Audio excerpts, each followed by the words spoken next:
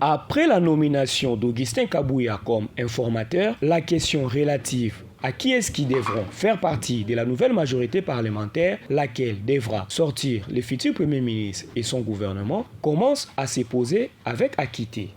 Augustin Kabouya doit-il seulement consulter les partis proches du pouvoir de Félix Tshisekedi ou doit-il aussi approcher l'opposition ainsi que la société civile pour l'établissement d'une grande coalition devant aboutir à la formation d'un gouvernement de large union nationale?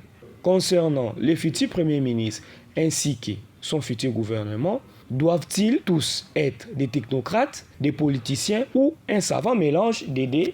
Se pose la question beaucoup de Congolais au regard des enjeux actuels du pays marqués par la hausse du dollar, la vie chère et sans oublier la guerre contre le Rwanda et le M23 pour ne citer que cela. Quid alors de la taille de la future équipe gouvernementale?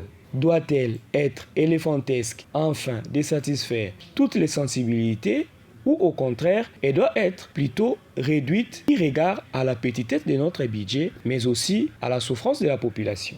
Quels seront, d'après vous, les visages que la population, certains visages de la vie politique actuelle en République démocratique du Congo, ne souhaitent pas être vus par la population au sein de la nouvelle équipe au regard de leurs compétences et surtout à cause des abus et autres détournements, j'en passe les meilleurs. La question de la priorité de la future équipe gouvernementale se pose aussi avec acuité. Quelles doivent être les priorités, ou mieux, les priorités des priorités pour la future équipe entre les délabrements des routes, la vie chère, la santé, la guerre et autres? Bref, toutes ces questions doivent pousser les autorités qui ont le pouvoir de nomination, Félix Tshisekedi en tête, en prendre en compte tous ces paramètres au grand bonheur de la population, car, dit-on, un poste ministériel est une responsabilité et non un privilège. À bon entendeur, salut!